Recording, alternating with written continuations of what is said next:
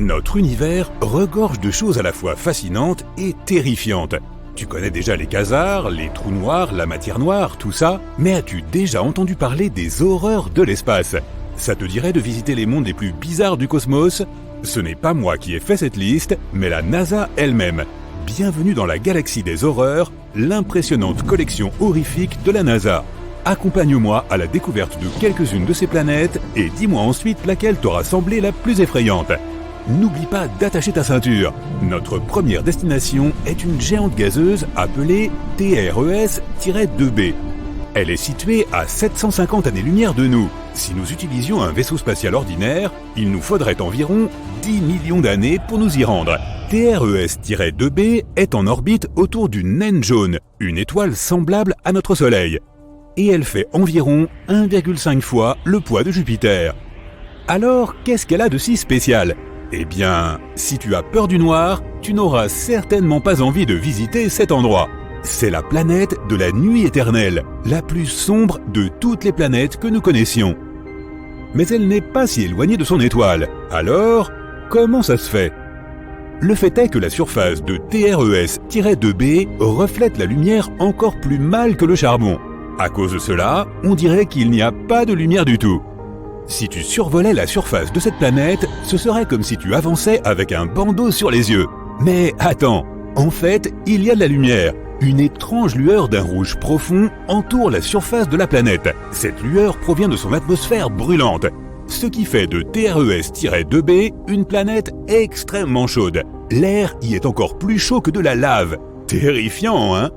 Mais tu n'as encore rien vu. Nous allons maintenant nous rendre dans un lieu encore plus horrible que celui-ci. La NASA n'a pas exagéré quand elle a dû lui choisir un surnom. Cette fois, il ne s'agit pas seulement d'une planète, mais de 3 à la fois. Elles sont également situées assez loin, à 2300 années-lumière du Soleil. Il nous faudrait environ 35 millions d'années pour les atteindre en navette.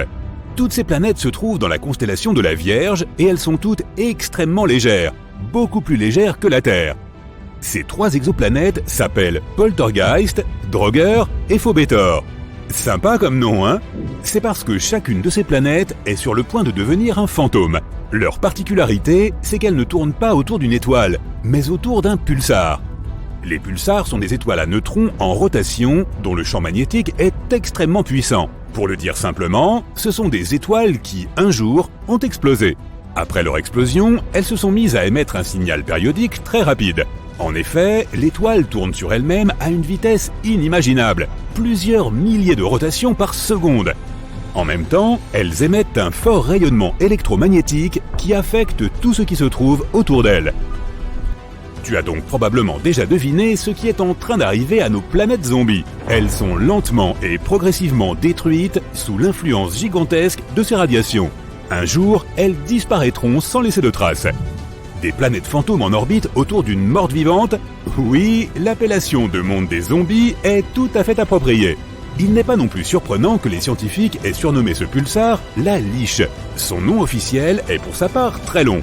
Au moins, on peut dire qu'elle se serre les coudes avant de disparaître pour toujours. Cette planète porte aussi un nom super long, alors un peu de patience. HD-18973b. Cette géante gazeuse se trouve à 65 années-lumière de nous. Il nous faudrait environ 1 million d'années pour y arriver à bord de notre vaisseau spatial. La masse de cette planète est légèrement plus importante que celle de Jupiter, et elle tourne autour de son étoile, une naine orange, toute seule. À première vue, elle te semblera tout ce qu'il y a de plus sympathique. Une jolie couleur bleue et des spirales à la surface. Ça ressemble un peu à un ciel d'été, ou encore à l'écume des vagues dans l'océan, tu ne trouves pas ? Mais les apparences sont vraiment trompeuses, mon ami. Cette planète doit sa jolie couleur bleu cobalt à son atmosphère brumeuse et brûlante. Elle contient des grains de silicate qui se condensent sous l'effet de la chaleur. En d'autres termes, les nuages de cette planète pleuvent du verre. Oui, il y pleut des morceaux de verre brûlants. Et si cela ne suffisait pas, les vents font rage à la surface et ils se déplacent à une vitesse de 8690 km par seconde. Juste pour comparer, le vent le plus rapide jamais enregistré sur Terre avait une vitesse de 408 km/h, soit environ 20 fois moins fort. Et à cause de cela, des centaines de milliers d'éclats de verre sont à tout moment projetés horizontalement sur toute la surface de la planète à une vitesse vertigineuse. Malheur à celui qui essaierait d'atterrir ici. Mais ce n'est pas là le seul exemple de pluies étranges dans notre univers. Par exemple, il pleut du fer fondu sur la planète Dimidium. Ou prenons ce qu'on appelle les planètes de carbone. Leur existence n'a pas encore été prouvée, mais si elles existent vraiment, elles seraient couvertes de milliers de nuages noirs et toxiques, et il y pleuvrait des hydrocarbures ainsi que de l'asphalte liquide brûlant. Et toutes ces gouttes de pluie exploseraient en atteignant la surface. Rien de spécial, n'est-ce pas? La planète suivante, par contre, est vraiment très étrange. Elle ne se contentait pas de tourner autour de son étoile, elle vivait à l'intérieur. Ce miracle cosmique s'appelle KOI 55b ou Kepler 70b. Cette planète se trouve très loin de nous, à 4000 années-lumière. Il faudrait environ 70 millions d'années à notre vaisseau spatial pour nous y emmener. Elle est 2 fois plus légère que la Terre et effectue une révolution complète autour de son étoile en seulement 2 heures. Il y a longtemps, c'était une planète ordinaire semblable à la Terre et de la taille de Jupiter. Elle tournait paisiblement autour de son étoile naine rouge, KOI 55. Mais tout a changé il y a environ 700 millions d'années. Tu as peut-être entendu dire que dans quelques milliards d'années, notre Soleil commencerait à grossir et deviendrait énorme, absorbant tout sur son passage. C'est le destin des naines rouges. Tôt ou tard, elles prennent de l'ampleur et se transforment en des géantes bleues incroyablement chaudes. Et c'est exactement ce qui s'est produit avec KOI 55. Cette étoile a commencé à augmenter en taille et à se réchauffer, se transformant progressivement en une géante bleu-blanc. Elle était prête à dévorer ses planètes les plus proches. Mais KOI 55b ne s'en est pas soucié. Lorsque l'étoile l'a atteinte, cette planète s'est simplement installée à l'intérieur. En outre, après un certain temps, elle a même fini par quitter son étoile, se plaçant simplement sur une nouvelle orbite. Comment est-ce possible ? Le temps passé à l'intérieur de son étoile a transformé KOI 55b en un gros caillou chauffé à blanc. C'est l'une des planètes les plus chaudes que nous ayons découvertes jusqu'à présent. La température y atteint 6650 degrés Celsius. C'est plus chaud que notre Soleil, qui est, je te le rappelle, une véritable étoile. Et inexplicablement, son existence se poursuit comme si de rien n'était. Malheureusement, tôt ou tard, la planète finira par disparaître. Elle s'évapore lentement en raison de son atmosphère incandescente. Mais quand même, elle aura survécu à son voyage au travers de l'étoile. Ce qui est loin d'être une prouesse ordinaire, c'est le moins qu'on puisse dire. Quelle force de volonté! Cependant, toutes les planètes n'ont pas autant de chance. Certaines se voient graduellement détruites par leur étoile. Cette dernière planète est tristement solitaire. Elle est située à 870 années-lumière de nous. Notre voyage en vaisseau prendrait environ 25 millions d'années. La masse de cette planète est environ 1,5 fois plus importante que celle de Jupiter. C'est un endroit aussi triste que sombre. Cette géante gazeuse condamnée, qui ressemble beaucoup à Jupiter, tourne autour de son étoile toute seule. En même temps, elle est située si près de son astre que sa période orbitale ne dure qu'1 jour. Bien sûr, à cause de cette proximité, l'étoile absorbe progressivement WASP-12b. Sa chaleur intense détruit et dévore lentement l'atmosphère de la planète. Il ne lui reste qu'environ 10 millions d'années. Mais voici quelque chose d'encore plus intéressant. À cause d'un rare phénomène d'étirement, WASP-12b a désormais la forme d'un œuf. Elle ne ressemble même plus à une vraie planète. Et elle est aussi très chaude. La température de surface de cette géante gazeuse est de 2204 degrés Celsius. De plus, un spectrographe des origines cosmiques, ou SOC en abrégé, a... Laisse-moi te raconter une petite histoire. Dans un système stellaire très lointain, à 2600 années-lumière pour être plus précis, se trouve une exoplanète baptisée Kepler 1658b. C'est une géante gazeuse semblable à notre Jupiter. Mais ce qui la différencie de Jupiter, c'est que cette pauvre planète est condamnée. Elle se dirige en spirale vers son étoile mère, ce qui finira par provoquer une brûlante collision. Mais le plus intéressant, les astronomes seraient restés totalement ignorants de ce fait s'il n'y avait pas eu un tout petit indice. Il s'agissait d'un changement absolument minuscule dans l'orbite de cette planète. Et il serait passé complètement inaperçu si les astronomes n'avaient pas comparé plus d'une décennie de données collectées par différents télescopes. Concrètement, les astronomes ont observé cet exo-Jupiter passer entre notre planète et son étoile mère une fois toutes les 2 semaines au cours des 13 dernières années. Et ils ont constaté que l'orbite de la planète était de plus en plus réduite. Chaque année, Kepler 1658b a besoin de 131 millisecondes de moins pour effectuer une révolution autour de son étoile. Si cette tendance se poursuit, la planète entrera certainement en collision avec son astre dans 2,5 millions d'années. Même avant cette découverte, des simulations informatiques prédisaient déjà que certaines planètes pourraient finir par s'écraser sur leur étoile. Mais c'est la première fois que les astronomes ont acquis une preuve concrète d'une pareille issue, en mesurant des changements presque imperceptibles dans l'orbite d'un corps céleste. Ils savent maintenant avec certitude ce qui se passe lorsqu'une planète s'apprête à s'écraser sur son étoile, même si nous ne serons probablement pas là pour en être témoins. Mais laisse-moi t'en dire un peu plus sur cette planète condamnée. Elle a été découverte par le télescope spatial Kepler de la NASA, aujourd'hui hors service. Lancé en 2009, il avait pour mission de trouver des planètes en orbite autour d'autres étoiles, appelées exoplanètes. Et la toute première exoplanète repérée par le télescope a été la géante gazeuse dont nous venons de parler. Mais il aura fallu une dizaine d'années aux astronomes pour confirmer que ce corps spatial était bien une exoplanète. Cet astre est comme une version plus dense de Jupiter, prend l'équivalent de 6 Jupiters en termes de matière, presse-les en une boule environ 1,1 fois plus grosse, et voilà le travail.